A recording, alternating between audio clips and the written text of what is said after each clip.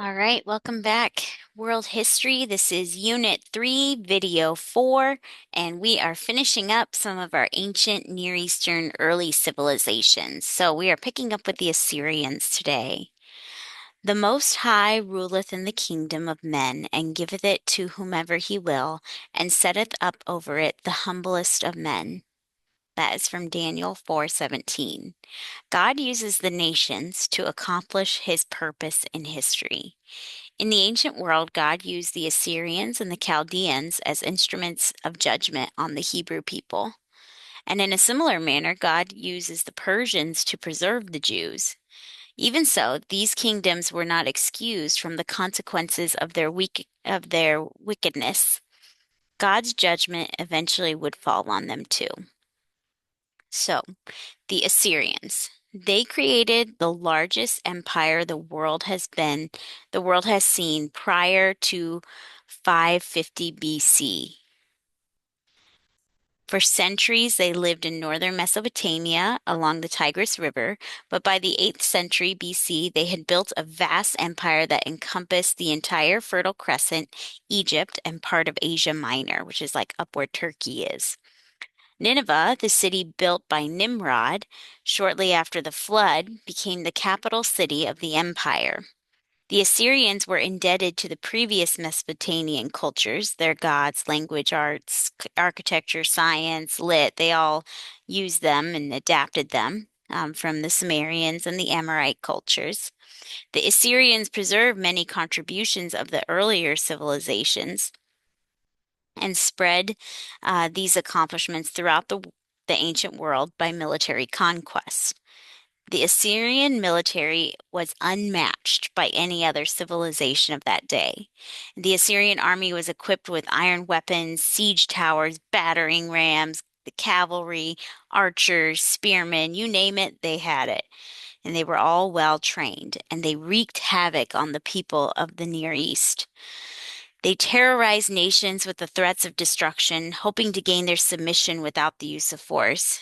They earned a reputation for being very fierce and cruel, and it was not uncommon for them to butcher, mutilate, burn at the stake, skin alive their defeated foes. They also practiced mass deportation by removing conquered people from their land and settling them in a foreign country. God used this very ungodly people, the war-loving people, to bring judgment against the sinful nations and to chasten his disobedient people. In Isaiah 10, we see that God described Assyria as a rod and staff in his hand that he would use to punish Israel. And under one of their rulers, the Assyrians captured the Armenian capital, Damascus. And then 10 years later, we would see that the Assyrian army is led by Sargon II, and he destroyed Samaria and took captive the 10 northern tribes of Israel. And later, the Assyrian armies would invade Egypt and would seize much of its territory as well. So you can find a lot of that account in 2 Kings 17, and then it's also verified by other primary documents written in cuneiform and similar languages from that day.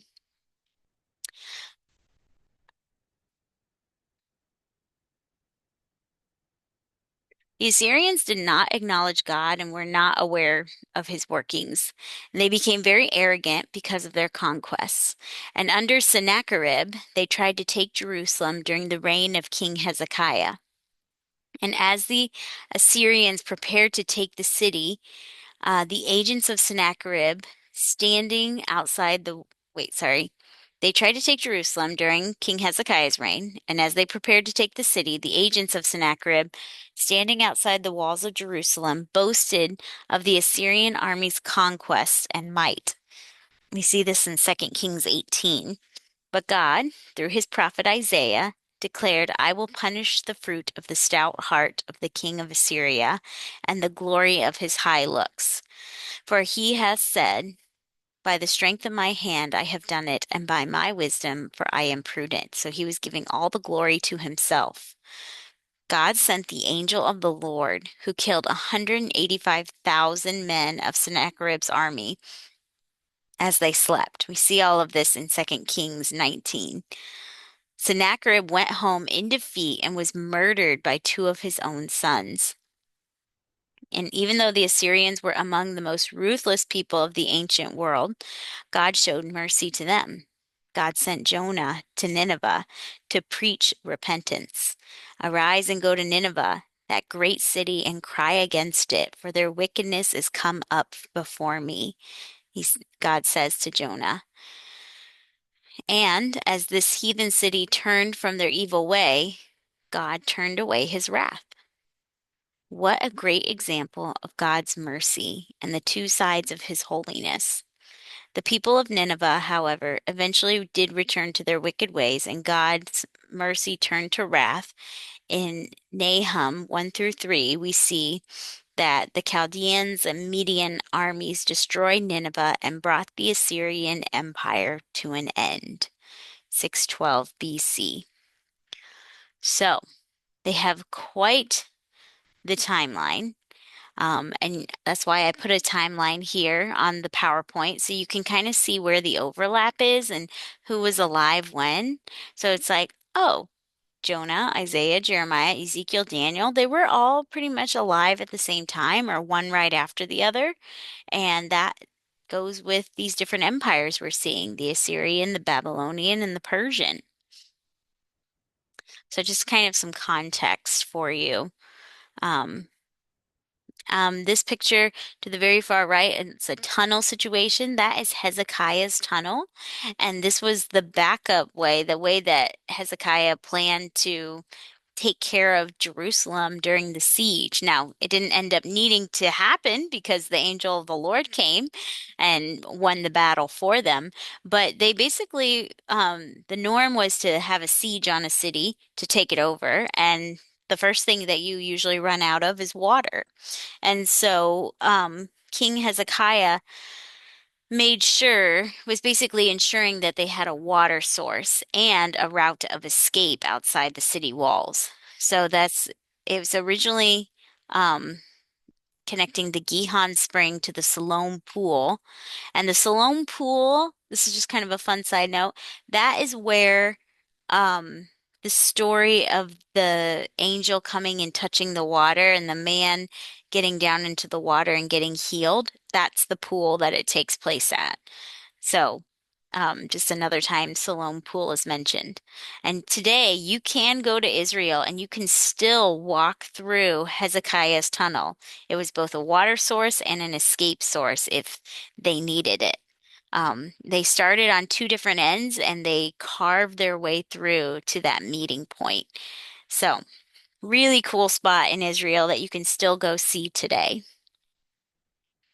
Now, we are entering the part of notes where you are going to add notes, all right? And I am looking for you to add notes. I purposely just spelled out the big words that you might have trouble with, but please add notes about each one of these things, all right? So the Chaldean Empire. Babylon was one of the oldest and grandest of the cities of the ancient world. Empires had come and gone, but Babylon seemed to remain, and it had been the capital of previous civilizations. But it wasn't until the 6th century BC that it reached the height of its glory. Shortly after 1000 BC, a group of Semitic people, the Chaldeans, began to settle around Babylon. Lacking unity, they were constantly subdued by the Assyrian kings. Later, however, the Chaldeans aligned themselves with the Medes, and together they helped destroy Nineveh in 612 BC. And that was during the reign of Nebuchadnezzar. So, the new Babylon Empire reached its height. The ancient world was amazed at the Chaldeans' sudden rise to power. Jeremiah, the prophet of the Lord, explained that God had given Nebuchadnezzar control over many kingdoms for a period of time to accomplish his will. And you see this in the book of Jeremiah, chapter 27.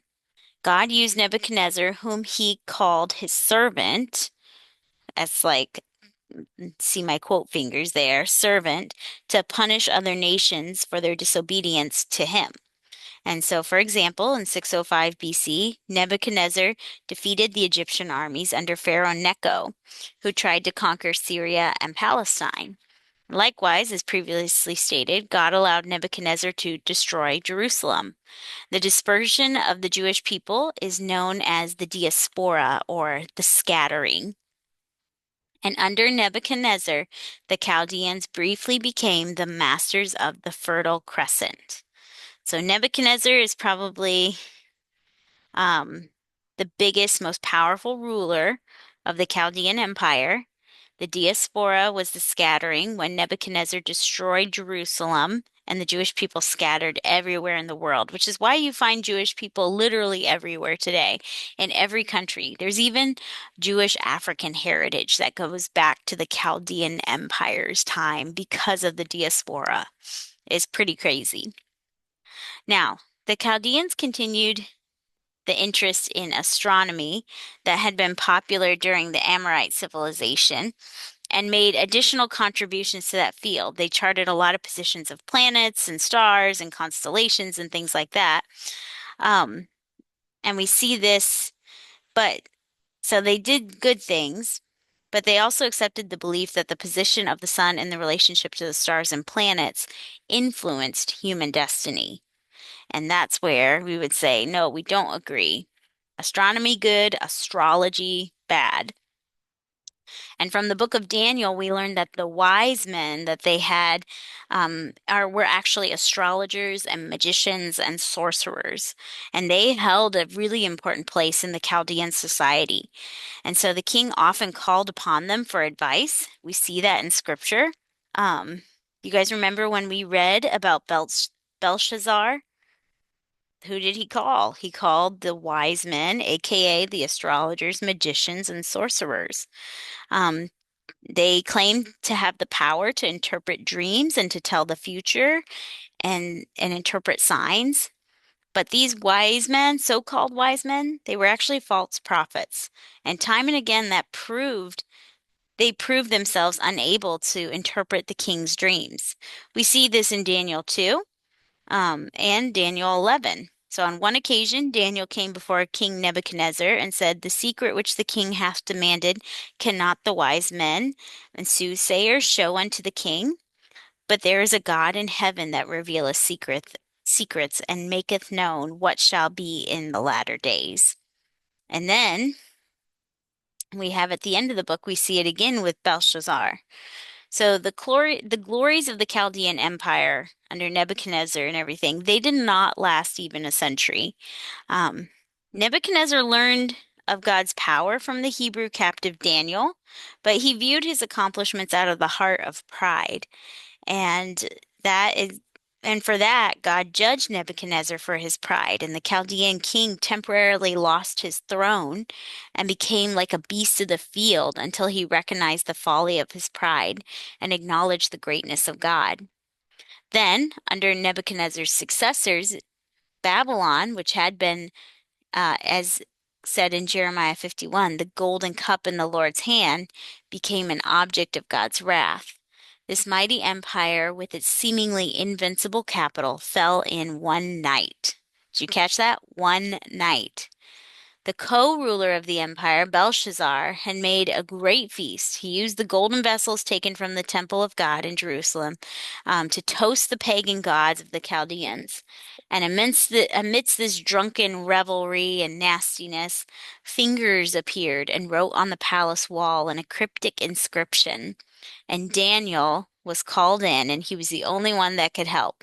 And by this time, he's a very old man. And he explained that God had brought Babylon's rule to an end and had given the kingdom to the Medes and the Persians. And then on that same night in 539 BC, the conquering Medes and Persians killed Belshazzar, and the Chaldean Empire was no more. Remember Cyrus's cylinder? Yeah, he was leading the Medes and Persian charge against the Chaldeans. So, scripture and primary documents coincide and give us a fuller picture. Our last thing Last empire to talk about, I believe, is the Persian Empire. This is where the story of Esther takes place. So, out of the land of what is today Iran came an empire which spread across the entire Near Eastern world. At its height, the Persian Empire stretched from the coastline of Greece all the way into the Indus River Valley of India. Greece to India, and from Egypt up to the Fertile Crescent, Mesopotamia. So the rise of this great empire was hastened in the mid 6th century-ish by the Persians' defeat of the Medes, Lydians, and Chaldeans. So the Persian king Cyrus was one of the greatest conquerors who ever lived. Remember Cyrus's cylinder? Cyrus rose to the power among the Persian tribes in the southern region of the empire. Um, After the Assyrian Empire fell, the Medes controlled the land, and Cyrus took advantage of a rebellion in the Median army and conquered the Median capital in 549 BC. As he extended his conquests into Asia Minor, he came in contact with the Lydians.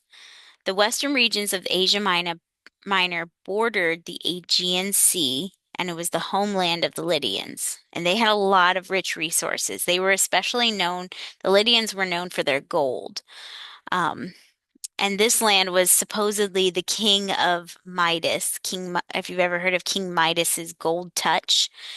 So, the most important contribution made by the Lydians to the ancient world was the use of coinage and as a medium of exchange. So, prior to the Lydians, it was a bartering system.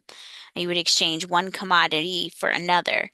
But the Persians, the Greeks, and the Romans would later adopt the coinage system first come up with by the Lydians. So the Lydian king Croesus confronted Cyrus and the advancing Persian army, but unfortunately he was defeated. But unlike the Assyrians, who had difficulties ruling their vast empire because of the harsh treatment that they had for people, Cyrus was very wise and he was a merciful conqueror. He allowed his defeated enemies some measure of self-rule. He tolerated their religious beliefs and restored captive people to their homelands. So instead of killing Croesus, the Lydian king, Cyrus took him as prisoner and allowed him to enjoy his life in the Persian royal court. So just kind of a commentary on his ruling style. So the Bible refers to Cyrus as the Lord's anointed in the book of Isaiah. Um, Cyrus's birth was prophesied, and his rule did impact Israel. We see that in Isaiah 45. God used Cyrus to free his people from their captivity in Babylon. And as God had used the Assyrians and Chaldeans to punish Israel and Judah, he used Persia to reestablish his repentant people in their land.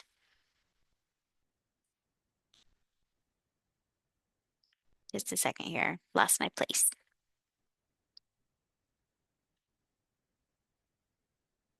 So when it came to the Jewish people and Cyrus, Cyrus did not allow the Jews to return to their land, but he did also allow them to rebuild the temple of God in Jerusalem. So a little something, but that was kind of interesting. But it was through the Persians that God protected and provided for his chosen people. It was through Esther, the Jewish wife of the Persian king Xerxes, called Ahasuerus in the Bible, as the same guy, Ahasuerus and Xerxes, that God delivered the Jews from the wicked plot of Haman. And later, under another Persian king, Nehemiah was allowed to return to Jerusalem to help rebuild the city walls. So I don't know if you guys realize that Esther and Nehemiah are very close in the timeline of history. So the Persians developed an effective organization to rule the vast territories that they had conquered. So we're going to go over the satrapacy, Zoroaster, and ziggurats real quick, and then we'll be all done. So the Persian Empire was divided into provinces called satraps. These provinces were overseen by, so they're called satrapies, and then um, they were overseen by a satrap, or basically a governor of that area, who was appointed by the Persian king. It seems that Darius the Mede, an important character in Daniel 5 and 6, was probably one of the satraps whom Cyrus had appointed to rule for him in the city of Babylon. So the king had secret police known as the King's Eyes, and they kept the king informed on matters that took place in each province. An excellent network of roads facilitating trade and travel went through everywhere through the empire. And the primary road of the empire was the Royal Road, and it was over 1,677 miles long, and it went from Susa, the Persian capital, to Sardis, which is like right near the Aegean Sea. And these roads aided the Persian mail service, and they almost had like a kind of like a Pony Express type thing to get messages to and from places. So the book of Esther gives us an example of this mail system in action, actually. So when Xerxes made the decree to protect the Jews from Haman's evil plot, he sent letters throughout the provinces telling of his decision. So much of the Persian culture was adopted from previous civilizations. The Persians borrowed the idea of coinage and gold currency, right? That was from the Lydians. Their early writing system was basically a simplified cuneiform. And the Phoenicians and Greeks supplied Persia with its navy. So the Persians also popularized and used the Egyptian calendar, just still the calendar we use today. The religion of ancient Persia was founded by and took its name from its religious leader, Zoroaster, who lived during the 6th century. So Zoroaster rejected polytheism, multiple gods, right, which was prevalent in that day, and instituted the worship of one god. And the name of this one god was Ahura Mazda. The sacred writings of their religion called Zoroastrianism, was called the Avesta, Avesta, Avesta. That was their religious book. It consisted of myths, regulations, and hymns of praise, and it taught that good and evil are two opposing forces, and the world was their battleground. Every man takes part in this struggle, Zoroaster taught, for he serves either the force of good or the force of evil. So, like so many of the world's false religions, Zoroastrianism held that at the end of life, one would be assured of eternal happiness if his good works outweighed his evil. And so it was a very flawed system, but that was the norm. That was the main religion throughout the Persian Empire. And the Persian Empire continued for about 200 years after the death of Cyrus. And under Darius the Great, the empire reached its height, expanding all the way to Greece. Um, but eventually the Greeks would stop the Persian advance. The Persians continued to rule the ancient world until a new conqueror came in, Alexander the Great. And he would create an even greater empire towards the close of the 4th century. So, the last big empire before the Greeks was the Persians. I hope this helps. Your bold terms are the big things you need to know, and then also have some context around them. Like you should know the definition of each one of those words. And like with Zoroaster, he was the leader of the religion, Zoroastrianism, and their holy book was the Avesta, right? Those are the big things that you would need to know. They also invented used ziggurats, and so that's a picture of right there. Um, and that was one of their main. That was basically in every satrapies. They had a ziggurat that was their place of education and government and religion. All right, this is our last video before the test. I hope you have a great day. I'll see you later.